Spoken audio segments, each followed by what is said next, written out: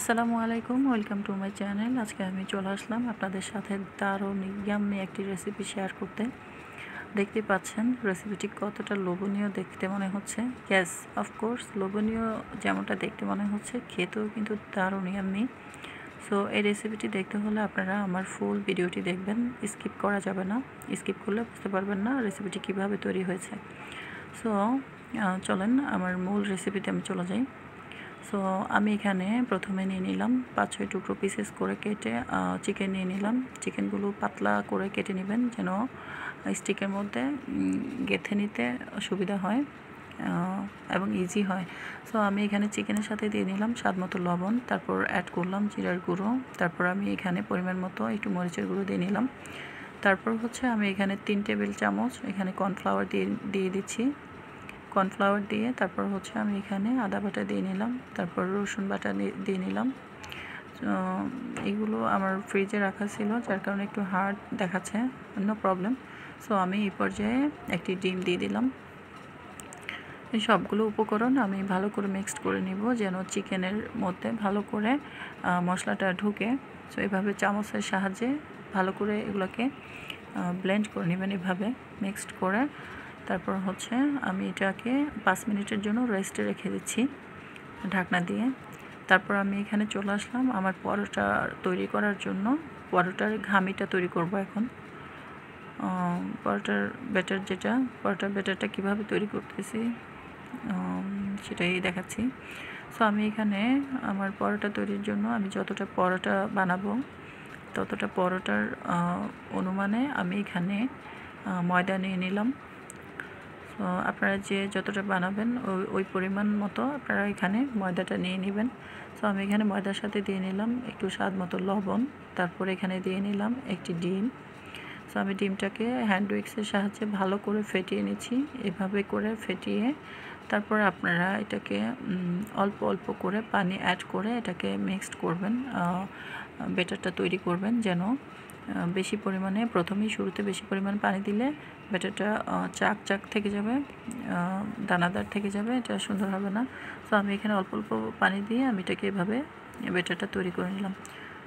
তারপর আমি চলে আসলাম আমার রান্নায়। আমি প্যানে আমার চিকেন স্টিকগুলো ফ্রাই করতে আমার যতটুকু পরিমাণ তেল লাগবে আমি এখানে প্যানের মধ্যে ততটুকুই তেল দেওয়া হচ্ছে। তো এখানে তেল দিয়ে আমি হচ্ছে এখানে আপনারা চিকেনগুলো এভাবে করে চিকেন স্টিকের মধ্যে এভাবে স্টিকের মধ্যে এভাবে করে চিকেনগুলো গেঁথে নেবেন। আমি একটি প্রথমে ভেজিটেবল দিয়ে তারপর আমি একটু করে চিকেন দিয়ে তারপর আবার পেঁয়াজ পাতা, আবার হচ্ছে আমি এখানে পেঁয়াজ টুকরো পিসেস করে কাটা, এগুলো এভাবে করে আমি স্টিকের মধ্যে সবগুলো গেঁথে নিয়েছি। তো এই যে আমার একটি তৈরি হয়ে গেল। এখন আমি এটি প্যানে দিয়ে দিলাম। আমি সেম প্রসেসে আরেকটি চিকেন স্টিক তৈরি করে আবারও দিয়ে নিলাম।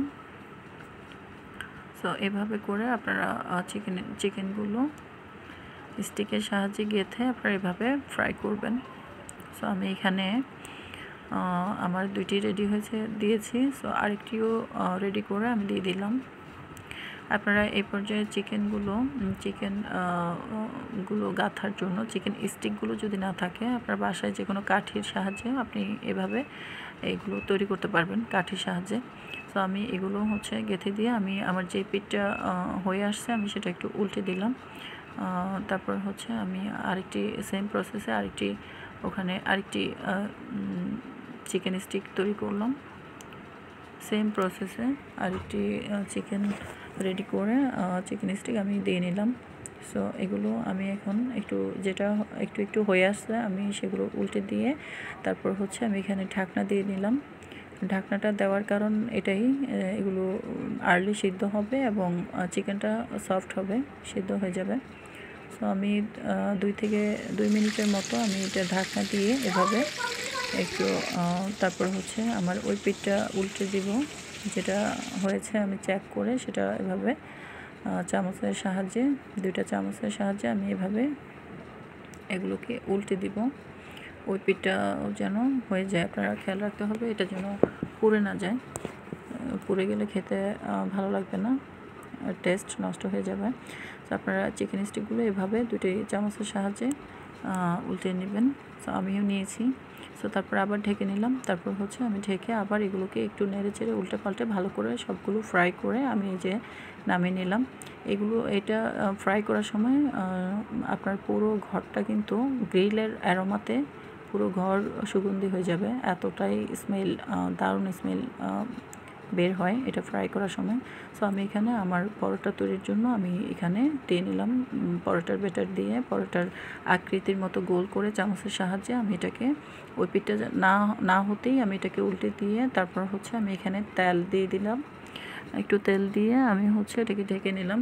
এটা ঢাকার কারণ হচ্ছে এটাই যেন পরোটাটা সফট থাকে, এই জন্য এটা ঢাকনা দিয়ে আমি 1 মিনিটের মতো ঢাকনা দিয়ে রেখে তারপর আবার উল্টে আমি তেল দিয়ে এভাবে করে ঘুরিয়ে ঘুরিয়ে পরোটাগুলো ফ্রাই করে নিব।